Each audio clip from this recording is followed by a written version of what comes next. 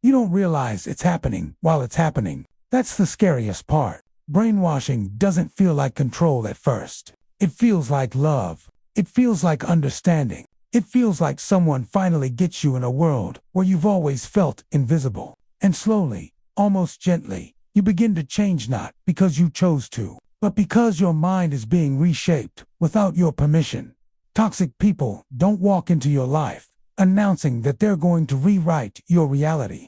They don't say, "I'm about to make you doubt yourself, question your memories, and feel dependent on me." No, they come in as comfort, as safety, as charm, as familiarity. They mirror you, they study you, they learn what you fear, what you love, what you've been missing, and then they become it. And that's how it starts. They don't take control all at once. That would scare you away. They take it in small, harmless-looking pieces. A comment here, a suggestion there, a raised eyebrow when you express an opinion, a subtle laugh when you share something important. Slowly, your confidence starts to bend. You don't even notice it happening. You just feel less sure of yourself. At first they make you feel special, chosen, different from everyone else. You feel seen in a way you never have before. And your brain, hungry for connection, releases dopamine and oxytocin, the same chemicals involved in love,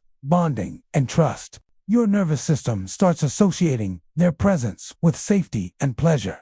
And once that association is formed, your mind becomes more suggestible. This is where the brainwashing begins. They start rewriting your reality, one sentence at a time. You're too sensitive. That didn't happen the way you think. You're overreacting. You always twist things. And slowly, your memories begin to feel unreliable. You start second-guessing your own emotions, your own experiences, your own instincts.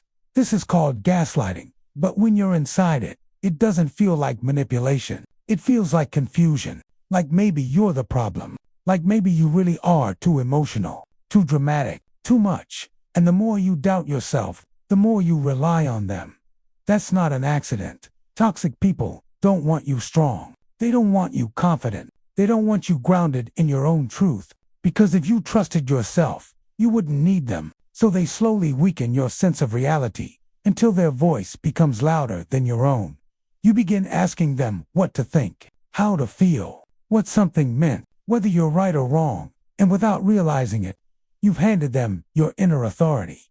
They isolate you, not always physically, but emotionally. They make you feel like nobody understands you the way they do, that your friends are judgmental, that your family is toxic, that everyone else is against you. And at first, it feels protective, like they're on your side. But really, they're cutting off your mirrors. Because when you're surrounded by people who reflect your true self, it's harder to control you. When you're isolated, their version of reality becomes the only one you hear, and your brain adapts. The human mind is designed to sync with the environment it's in. If someone repeatedly tells you who you are, your brain starts accepting it as truth. Not because it's accurate, but because repetition shapes belief. So when they say, "You're difficult," you start feeling difficult. When they say, "You're lucky I stay," you start feeling unworthy. When they say, "No one else would love you like I do," you start believing them.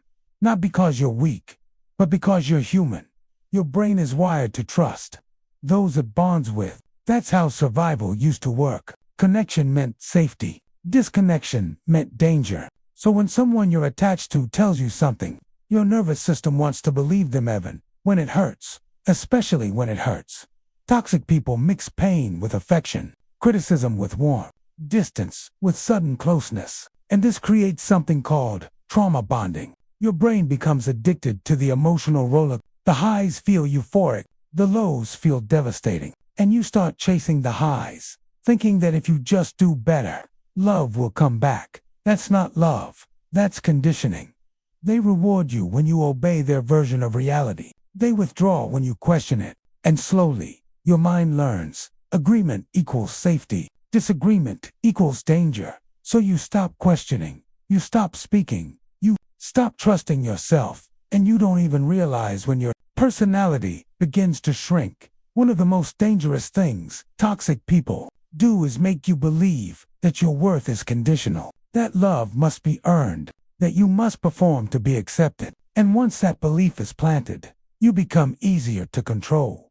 Because you're no longer asking, is this healthy? You're asking, how can I be enough? And that question keeps you trapped. They distort your sense of normal. They make chaos feel familiar. They make disrespect feel like passion. They make control feel like care. And once your baseline shifts, you don't even recognize red flags anymore. You call them quirks. You call them moods. You call them misunderstandings. You call them love.